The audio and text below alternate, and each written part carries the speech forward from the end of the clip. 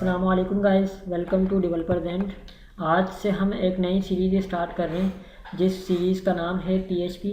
और इस सीरीज़ के अंदर हम जिन टॉपिक्स को कवर करेंगे वो आपके सामने मेंशन है। सबसे पहले हम थोड़ी सी हिस्ट्री की बात कर लेते हैं, उसके बाद हम स्टेप बाय स्टेप टॉपिक्स को कवर कर रहे होंगे। तो स्टार्ट करते हैं। PHP stand for hyper text pre processor. ठीक है, बेसिकली ये यूज़ किस लिए होती है इसका मैं थोड़ा सा आपको एक आइडिया दे देता हूँ। इसको हम यूज़ करते हैं सर्वर साइड के लिए। पीएचपी यूज़ होती है सर्वर साइड के लिए। इस पे हम डायनामिक वेबसाइट भी बना रहे होते हैं, इस पे हम वेब एप्लीकेशन भी बना रहे होते हैं। ठीक है, डायनामिक वेबसाइट की बात करें तो ये वर्डप्रेस से बन रही होती हैं, क्योंकि वर्डप्रेस का बैकएंड जो है वो पीएचपी पे डिज़ाइन है। तो इसलिए वर्डप्रेस, अगर आप वर्डप्रेस पे काम करना चाहते हैं तो भी आपको पीएचपी आनी चाहिए। और वेब एप्लीकेशन हम यूज़ बना सकते हैं इस पर, जिसमें हम MySQL को पीएचपी प्लस MySQL क्या है, ये इसका डेटाबेस है। ठीक है, तो पीएचपी को यूज़ करने के लिए आपको दो चीज़ें चाहिए, एक तो खुद पीएचपी का कोड, और आपको जो उसका सर्वर चाहिए होता है बैकएंड पे वो आपका MySQL होता है। ठीक है, पीएचपी बेसिकली ओपन सोर्स है, ओपन सोर्स फ्री है। ये किसी भी प्लेटफॉर्म पे हम इसको चला सकते हैं, तमाम जो ऑपरेटिंग सिस्टम है उसको ये सपोर्ट करती है। और इसकी इंस्टॉलेशन, इसकी डिप्लॉयमेंट बहुत ईजी होती है, इसलिए पीएचपी को ज़्यादा प्रेफर किया जाता है। और अब पीएचपी की अगर हम रोड मैप की बात करें कि आप पीएचपी में अगर एज अ फ्रीलांसर काम करना चाहते हैं या आप पीएचपी को एज अ कैरियर लेके चलना चाहते हैं, तो आपको सबसे पहले पीएचपी की बेसिक आनी चाहिए। देन फिर आप इसके अंदर ऊप के ऊपर आते हैं, उसके बाद आपको इसकी जो डेटाबेस साइड है वो आपको पता हो, देन फिर आप इसके फ्रेमवर्क पे काम करें। तो ये एक कैरियर पूरा एक रोड पाथ है, रोड मैप, जिसके अंदर आप कंप्लीट जो है पीएचपी को सीख रहे होते हैं और उससे आप अपने इसको एज अ कैरियर भी लेके चल सकते हैं और आप इसको एज अ फ्रीलांसर भी लेके चल सकते हैं। अच्छा जी, तो अब पीएचपी की थोड़ी सी हम टेक्निकल चीज़ों की बात करें तो पीएचपी के जो बैकएंड पे जो सर्वर चल रहा होता है वो बेसिकली अपाची सर्वर यूज़ हो रहा होता है। ठीक है, और ये किस सॉफ्टवेयर से रन होती है उसके लिए हम यूज़ करते हैं रैम्प। रैम्प बेसिकली एक सॉफ्टवेयर है जो कि अपाची को रन करता है और MySQL सर्वर को रन कर रहा होता है। तो रैम्प आपके पीसी में इंस्टॉल होना चाहिए। और इसके अलावा जो हम एडिटर यूज़ करेंगे, आप ड्रीमवीवर कोई भी यूज़ कर सकते हैं, हम विजुअल कोड को प्रेफर कर रहे होते हैं। अच्छा जी, तो रैम्प की इंस्टॉलेशन ऑलरेडी मैंने वर्डप्रेस की सीरीज़ में बता दी है, इसका लिंक मैं डिस्क्रिप्शन में दे दूंगा। और विजुअल कोड की इंस्टॉलेशन भी बहुत ईजी है, उसका भी लिंक मैं डिस्क्रिप्शन में दे दूंगा। वैसे मैं आपको एक सरसरी सा कॉन्सेप्ट दे दूं कि आप जहाँ गूगल पे जाते हैं, जाके आपने लिखा रैम्प डाउनलोड, आपके सामने एक वेबसाइट आएगी अपाची फ्रेंड, यहाँ से आप जाके डाउनलोड कर लें इसको, लेटेस्ट वाला, और इसको इंस्टॉल कर लें। ठीक है, इसी तरह आपने विजुअल कोड को इंस्टॉल करना है, तो विजुअल कोड पे आप जाएंगे और जाने के बाद आपने इसकी डाउनलोड लिंक पे जाना है। यहाँ से आप जो भी इसके सामने वाला लिंक आ रहा है इसको आपने डाउनलोड कर देना। ठीक है, तो ये तो हो गया इंस्टॉलेशन का काम। अब हम आते हैं इसको यूज़ कैसे करें। ठीक है, तो उसके लिए हमें सबसे पहले विजुअल कोड हम ओपन कर लेते हैं और देखते हैं कि इसका काम कैसे सेव हो रहा होगा। एक चीज़ और बता दूं कि जब हम वर्किंग स्टार्ट करेंगे पीएचपी पे, तो हमारी जो फाइल्स होती हैं वो बेसिकली स्टोर हो रही होती हैं सी के अंदर। जिस ड्राइव में आपका रैम्प होता है वहाँ पे रैम्प का फोल्डर, और उसके साथ रैम्प के फोल्डर के साथ आप जाते हैं htdoc के अंदर, और यहाँ पे आपको अपना फोल्डर क्रिएट करके उसके अंदर फाइल रखनी होती है। ठीक है, तो अब हम चलते हैं अपने सी के अंदर। यहाँ पे हम एक फ़ोल्डर क्रिएट कर देते हैं। मैंने रखा लर्न PHP, और इसके बाद हम जो है इसको ओपन करेंगे यहाँ पे। ठीक है, हम इस तमाम काम को क्लोज कर देते हैं।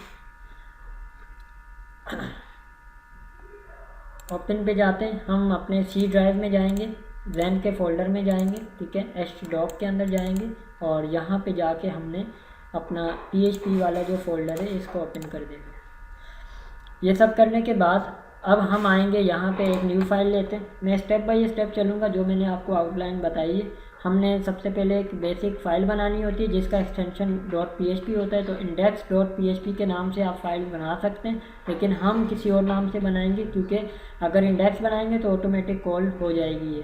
तो हम बनाते हैं टेस्ट या first.php, हम रखते हैं वेरिएबल के नाम से बल्कि, ठीक है। PHP के लिए आपको यहाँ पे जिन चीज़ों की ज़रूरत पड़ेगी कि काम कैसे स्टार्ट करें, तो उसके लिए आपको यहाँ पे जाना है, PHP का टैग ओपन करना होता है, उसके बाद PHP का टैग क्लोज करना होता है। इसके अंदर ही रहते हुए आप काम कर रहे होते हैं क्योंकि PHP एक एम्बेड लैंग्वेज है। तो इसके अंदर आप HTML को भी यूज़ कर सकते हैं, जावास्क्रिप्ट को भी यूज़ कर सकते हैं, एज पर कुछ इसके रूल्स हैं उसको फॉलो करते होंगे, ठीक है। तो यहाँ पे सबसे पहले हम देखते हैं प्रिंटिंग को। किसी भी चीज़ को प्रिंट करने के लिए इको का यूज़ किया जाता है। यहाँ मैंने सिंपल लिखा हेलो वर्ल्ड, ठीक है। और अब अगर मैं इसको चलाऊँ तो चलाएंगे कैसे, आपने जाना है अपने ब्राउज़र पे और यहाँ जाके आपने लिखा लोकल होस्ट, ठीक है, और आपने यहाँ पे लिखा अपने फ़ोल्डर का नाम और एंटर कर दिया। आप इस फाइल पे पहुँच जाएंगे। अभी हमारा जैम बंद है, जैम को स्टार्ट कर देते हैं। जैम को स्टार्ट करना होता है आपको, ठीक है, हर बार। और अब आप इसको रिफ़्रेश कर दें, ये आ गई आपकी फ़ाइल, ठीक है। हेलो वर्ल्ड आ रहा है। अब हम इसके अंदर मज़ीद भी काम कर सकते हैं। अब हम आते हैं नेक्स्ट टॉपिक पे कि जहाँ पे हम मज़ीद, जैसे इसके अंदर भी आप कुछ, जैसे हमने बात की PHP की HTML की, तो यहाँ पे आप BR का टैग, आपको पता है लाइन ब्रेक करता है। अगर मैं यहाँ यूज़ करूँगा तो ये क्या होगा, लाइन ब्रेक कर देगा, ठीक है। इसी तरह आप यहाँ पे बोल्ड कर सकते हैं, जो भी काम करना चाहें वो सारा आप यहाँ पे कर सकते हैं, ठीक है। इस तरह आप इस तरह भी सारे काम कर सकते हैं, ठीक है। अच्छा जी, नेक्स्ट थिंग पे आते हैं, वो ये है कि वेरिएबल कैसे बनते हैं और वेरिएबल होते क्या हैं, किस लिए यूज़ होते हैं। वेरिएबल का जो मेन मकसद होता है वो होता है डेटा को स्टोर करना, ठीक है। अब यहाँ पे हम वेरिएबल कैसे बनाएंगे, नॉर्मल प्रोग्रामिंग में इंटीजर, फ्लोट जो डेटा टाइप पे यूज़ होती हैं, यहाँ चूँकि ये लूजली टाइप लैंग्वेज है, डेटा टाइप का कॉन्सेप्ट नहीं है इसके अंदर, तो हम यहाँ पे लिखेंगे A और यहाँ मैंने लिखा 10, ठीक है। इसी तरह नेम और यहाँ मैंने डबल कोटेशन में दिया है अली। तो हमेशा स्ट्रिंग डबल कोटेशन में आता है। और सैलरी के लिए हम यहाँ पे ये वाली वैल्यू यूज़ करेंगे डायरेक्टली, ठीक है।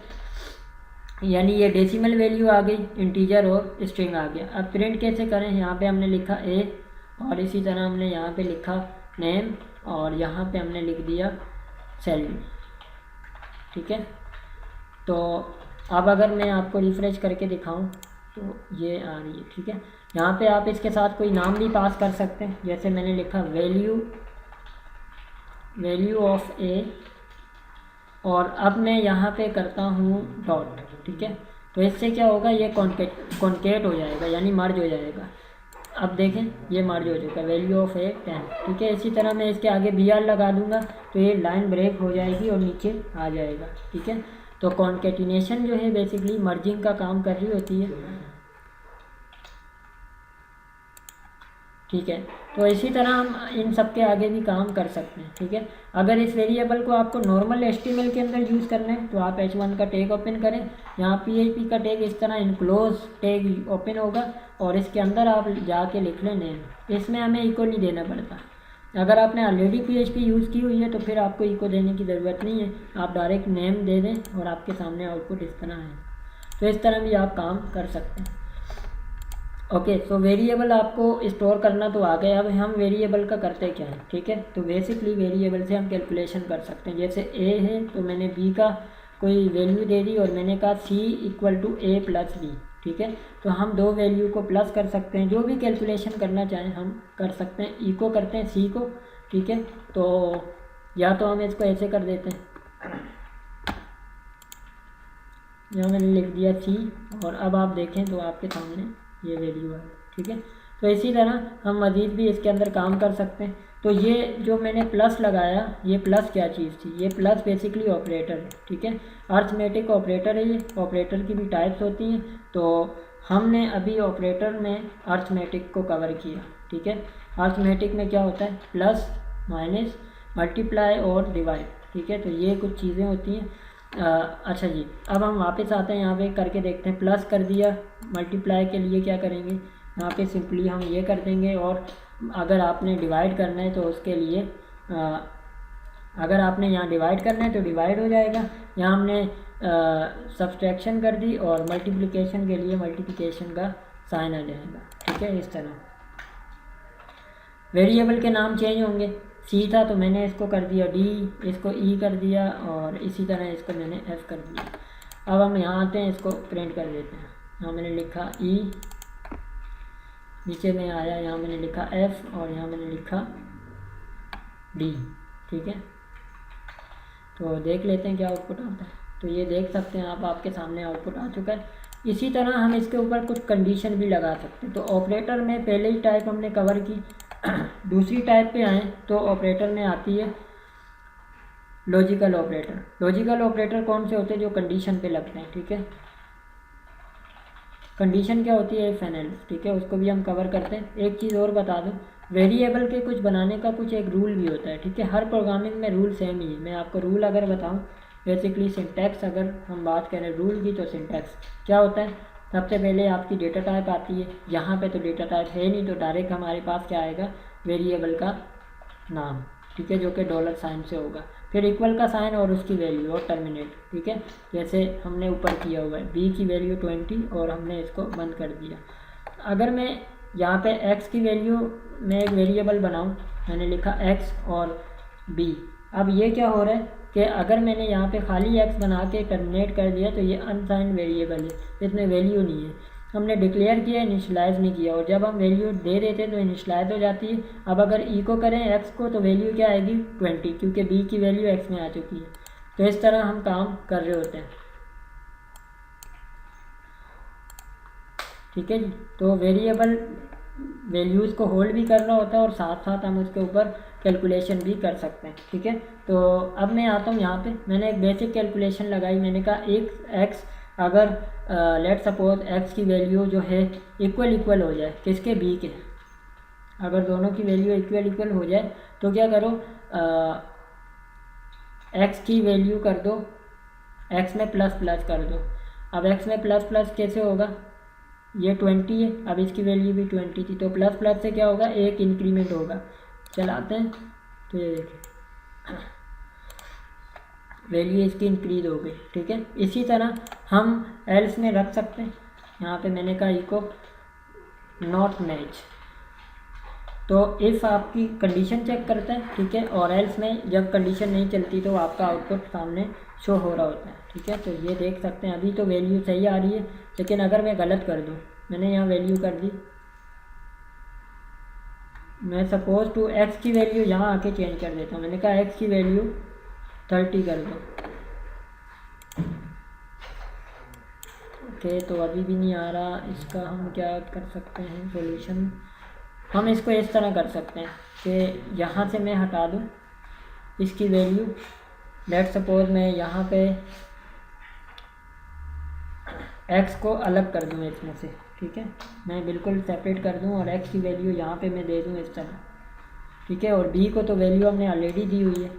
तो अब क्या होगा इस कंडीशन में? b की वैल्यू 20, इसकी वैल्यू 20, दोनों मैच हो रही है। और अगर मैं इसकी वैल्यू कर दूँ गलत, अब मैच नहीं हो रही x की वैल्यू, तो चलाते हैं तो ये देखें लिखा आ रहा है नॉट मैच। ठीक है जी, तो इस तरह काम हो रहा होगा और x की वैल्यू ही प्रिंट हुई है, इंक्रीमेंट नहीं हुआ। ठीक है, तो ये एक कॉन्सेप्ट है इफ़ एंड एल्स का। इफ़ एंड एल्स को हम मज़ीद भी डिटेल में कवर करेंगे किसी नेक्स्ट वीडियो में। होपफुली आपको एक बेसिक कॉन्सेप्ट तो समझ आ गया होगा। इसमें मैं मज़ीद कुछ डेटा टाइप भी बता देता हूँ। जैसे हम ये तो हो गया इक्वल का साइन, हम इसमें लॉजिकल ऑपरेटर कैसे यूज़ कर रहे होते हैं। एक इक्वल है, ठीक है, ये भी यूज़ करते हैं।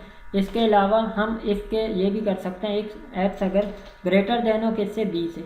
अगर एक्स की वैल्यू ग्रेटर देन हो बी से, तो अब ये लेस देन ग्रेटर देन किसके साइन है? ये बेसिकली अगर मैं लॉजिकल की बात करूँ तो यहाँ एंड और नॉट इक्वल के साइन है। और रिलेशनल ऑपरेटर में जो साइन आते हैं वो ये होते हैं less than, greater than, less than equal to, greater than, less than equal to, greater than और इक्वल ये होते हैं। ठीक है जी, तो इसी तरह असाइनमेंट में भी होते हैं, असाइनमेंट ऑपरेटर भी होते हैं जिसमें आपका इक्वल होता है। ठीक है, इक्वल इक्वल होता है और एक टाइप के लिए होता है, ठीक है। तो ये अलग अलग होते हैं। अच्छा जी, तो हम अब देखते हैं लेस देन, इसको देख लेते हैं, इको करते हैं वैल्यू ऑफ एक्स, और बाकी जितना भी काम है इसको हम फिलहाल के लिए बंद कर देते हैं ताकि आउटपुट हमें अच्छे से नज़र आए, और इस एक्स को भी हम बंद कर देते हैं। ओके जी, सो क्या हमें प्रिंट हो रहा है इको, ठीक है। उसकी रीज़न ये है कि एक्स की वैल्यू बी से बड़ी है, कंडीशन ट्रू है। अगर मैं वैल्यू कम कर दूँ, ज़्यादा कर दूँ, मैंने कहा कंडीशन रॉन्ग होगी, ठीक है जी। तो आउटपुट हमने दिया नहीं है इसलिए आउटपुट शो नहीं हो रहा, echo not found. Okay, so hopefully आपको ये कॉन्सेप्ट भी समझ आ गया कि हम लेस देन ग्रेटर देन कैसे यूज़ कर रहे होते हैं। अगर मल्टीपल चीज़ें लगानी है तो आप एंड का साइन यूज़ करें। एंड का साइन क्या होता है इसको मैं अलग एग्जाम्पल से समझाता हूँ। हम इसको बंद करते हैं और मैं जो है अब चलता हूँ नेक्स्ट टॉपिक पे। हमने यहाँ एक वेरिएबल बनाया यूज़र का, यहाँ मैंने इसको एक नाम दिया और इसी तरह पासवर्ड का यहाँ मैंने दिया 1 2 3। इस अगर यूज़र नेम इक्वल इक्वल हो जाए अली के और पासवर्ड जो है इक्वल इक्वल हो जाए 1 2 3 के, तो यहाँ पे शो कर दें वेलकम। अदरवाइज एल्स में एरर आ जाए नॉट मैच, ठीक है जी। तो देखते वेलकम आ रहा है। अगर मैं यहाँ पे वैल्यू कर दूँ चेंज, तो एंड का मतलब दोनों कंडीशन सेम होनी चाहिए। तो आप देख सकते हैं नॉट मैच। अगर मैं यहाँ और लगा दूँ तो इसका मतलब या एक वैल्यू चलेगी, अली चल जाएगा या फिर पासवर्ड चल जाएगा, ठीक है। क्योंकि यहाँ पे पासवर्ड तो मैच नहीं कर रहा लेकिन अली तो मैच कर रहा है, लेकिन अगर मैं अली को भी चेंज कर दूँ अब नहीं चलेगा, ठीक है जी। तो नॉट इक्वल यानी दोनों मैच ना करें तो फिर क्या चाहिए वो आप लगा। ओके, सो आपको समझ आ गई होगी कि किस तरह हम इन तमाम ऑपरेटर्स को यूज़ कर रहे होते हैं, और मज़ीद भी हम अपकमिंग वीडियो के अंदर अच्छे से कवर करेंगे इसका नेक्स्ट पार्ट, जिसके अंदर हम मज़ीद अपने टॉपिक को कवर कर रहे होंगे, ठीक है। होपफुली आपको वीडियो समझ आ गई होगी। इसमें कोई भी कन्फ्यूजन हो तो आप कमेंट करके ज़रूर पूछें। अगर आपको वीडियो पसंद आई है तो इस वीडियो को लाइक करें, शेयर करें। अगर आप चैनल पे नए हैं तो चैनल को सब्सक्राइब करें, बेल का आइकन प्रेस करें ताकि तमाम लेटेस्ट वीडियोज़ आप तक पहुंचती रहें। मिलते हैं नेक्स्ट वीडियो में किसी नए टॉपिक के साथ, तब तक के लिए अल्लाह हाफ़िज़।